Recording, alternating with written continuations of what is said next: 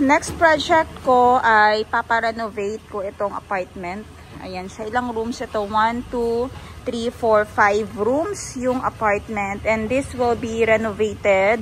Pag-iipunan ko pa. And itong isa, malaki to. This is a family room. Kasali na yung toilet dyan. May study siyang bath and toilet. And this is the roll-up store. So, pwede ko siyang gawing negosyo dito. Ayan o. We have dividers inside. Tapos may roll-up door na doon. This is already good for business. Ayan, no need to rent. And this one here, may outside room dito. I think renovate ko din ito. Or tanggal siya dito. And 1, 2, 3, 4. 1, 2, 3, 4. 4 rooms. Meron silang common bath and toilet dun sa likod. Yan.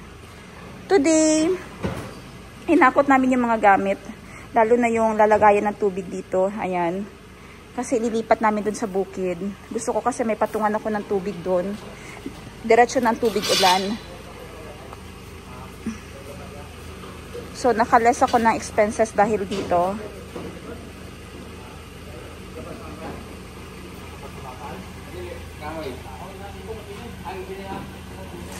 So, magdadrive pa ako. Papunta naman dun sa bukid. Mga 45 minutes yung driving. Oh. Sayang po. Maano pa pala. Madaming-dami pang lilinisan sa area. Oh. Dito lang siya para hindi masira. Sayang pa yung balde.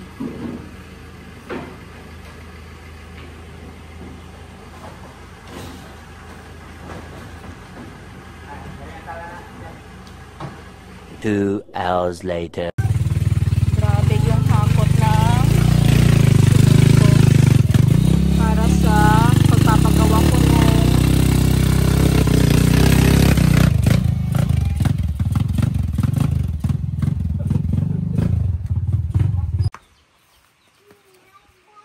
pila niya 30?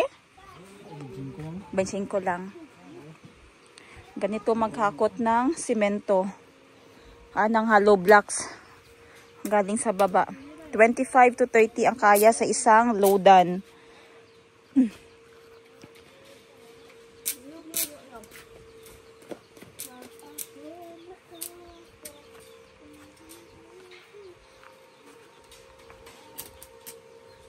Yum!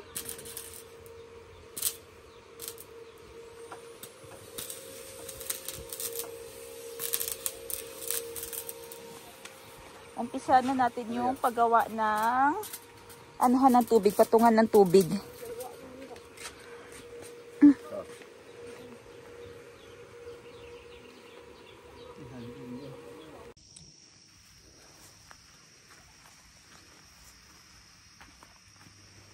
Good morning.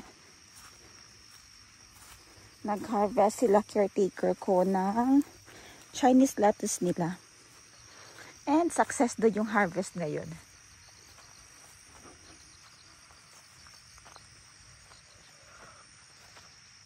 Silipin natin. Pero second batch na ito ng harvest. Yung first batch nila nung Wednesday.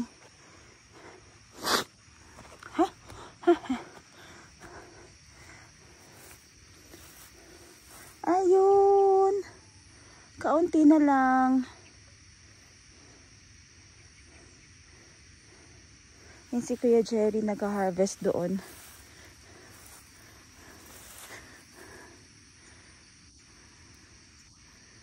May part pa doon. Yun na area. Ang ha-harvestin nila.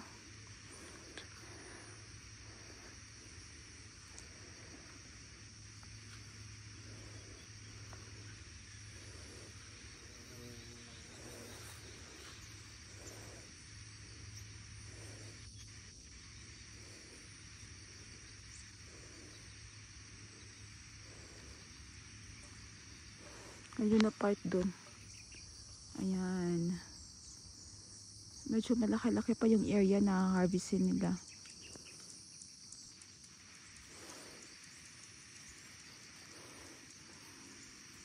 King? King? King?